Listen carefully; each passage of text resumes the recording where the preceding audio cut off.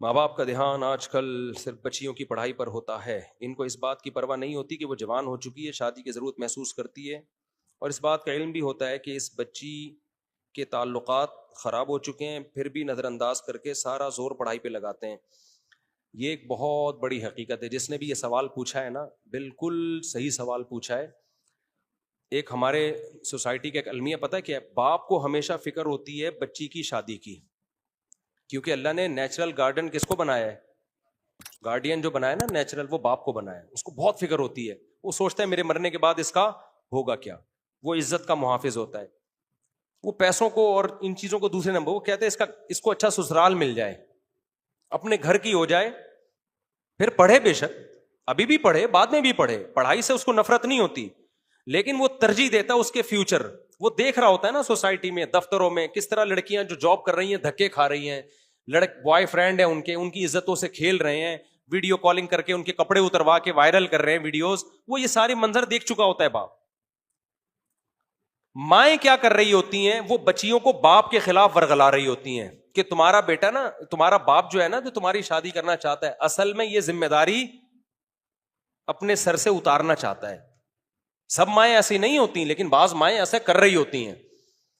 اصل میں اس کو تو فکر ہے جلدی سے, کھلانا مشکل ہے نا, بچے پیدا تو کر لی, اب یہ چاہ رہا ہے جلدی سے نکلو. تو باپ کی باتوں میں نہیں آنا, بیٹا ایجوکیشن کو فوکس کرو.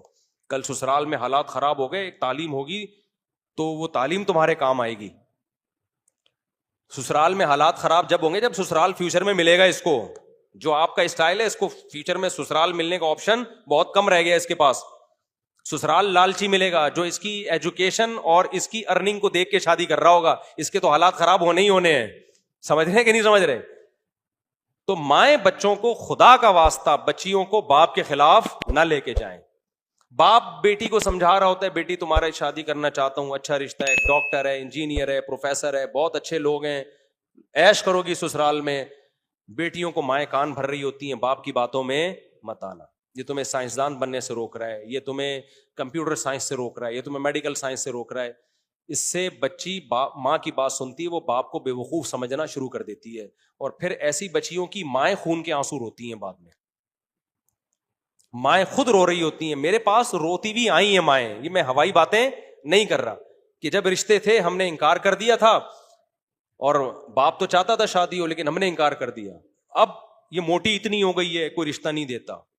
کیونکہ تعلیم میں دماغ لگتا ہے, اسٹریس ہوتی ہے, اور اسٹریس سے آپ کی صحت کیا ہوتی ہے؟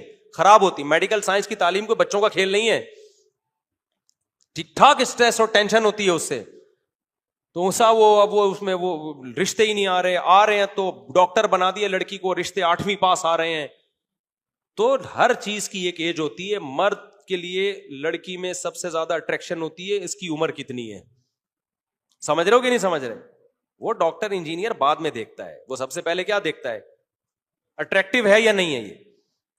تو میں نہیں کہتا ساری لڑکیوں کا مستقبل خراب ہو جاتا ہے ڈاکٹر بن کے, بہت سی ڈاکٹروں کی اچھی جگہ شادیاں ہوئی ہیں. سب سے پہلے اسلام بھی یہ کہتا ہے, عقل بھی یہ کہتا ہے کہ لڑکی کے نکاح کو آپ ترجیح دیں آپ.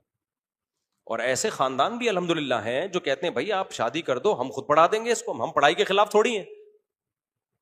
اپنی گھر کی باتیں شیئر نہیں کرنی چاہیے, لیکن میں یہ کہہ کے پھر بھی کرتا ہوں تاکہ میں مثال تو ہوں نا. میری بچی کی شادی ہوئی ہے, عالمہ شادی کے بعد بننا شروع ہوئی ہے. وہ ہم نے کہہ دیا تھا بھائی اب آپ کی امانت